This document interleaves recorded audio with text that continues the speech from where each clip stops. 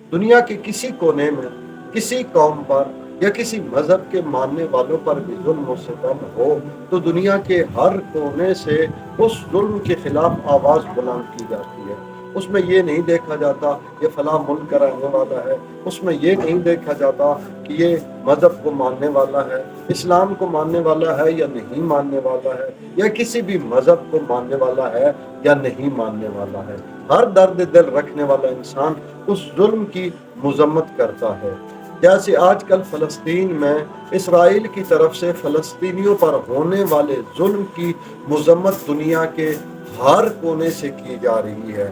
ہر درد دل رکھنے والا انسان اس ظلم کی مذمت کر رہا ہے، اور ہر کسی کے مذمت کرنے کا اپنا طریقہ کار ہے، اپنے الفاظ ہے، اپنا انداز ہے، اپنا لہجہ ہے۔ لیکن ہم نے سوشل میڈیا پہ کچھ ایسی چیزیں دیکھی ہیں، جیسے کچھ لوگوں نے فلسطین میں ہونے والے ظلم کو کربلا کے ساتھ ملا دیا ہے۔ تو کیا یہ درست ہے کہ آپ کسی بھی ظلم کو واقعہ کربلا سے مثال دے دیں یا واقعہ کربلا سے ملا دیں، یا یہ کہنا شروع کر دیں کہ فلسطین میں آج کی کربلا واقع ہو گئی ہے؟ یاد رکھیے، کربلا کی برابری کسی بھی سانحہ سے نہیں کی جا سکتی ہے۔ کوئی بھی ظلم ہو، کتنا بڑا ہی ظلم کیوں نہ ہو، اسے واقعہ کربلا سے نہیں ملایا جا سکتا ہے۔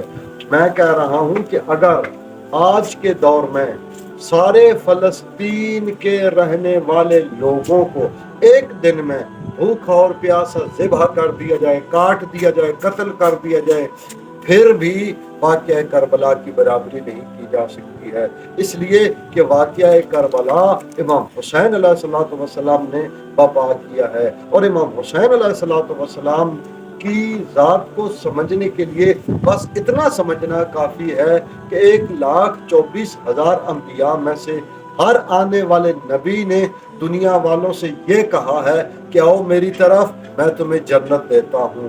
لیکن امام حسین علیہ السلام نے شب عاشور چراغ گل کر کے اپنے اصحاب سے فرمایا تھا، جاؤ میں تمہاری جنت کا ضامن ہوں۔ امام حسین علیہ السلام کی برابری نہیں کی جا سکتی ہے، اسی طرح کربلا کی برابری بھی نہیں کی جا سکتی ہے۔ ہمارے مومنین شیعہ جوان بھی ناسمجھی میں اس طرح کی پوسٹیں لگانا شروع کر دیتے ہیں۔ یاد رکھیے گا، کائنات میں کربلا صرف ایک ہے جو امام حسین علیہ السلام نے برپا کی ہے۔ اس کے علاوہ ہر ہونے والے ظلم کی مذمت تو کی جا سکتی ہے، لیکن اسے کربلا کا نام نہیں دیا جا سکتا ہے۔ اللہم صلی علی محمد وآل محمد وعجل فرجہم۔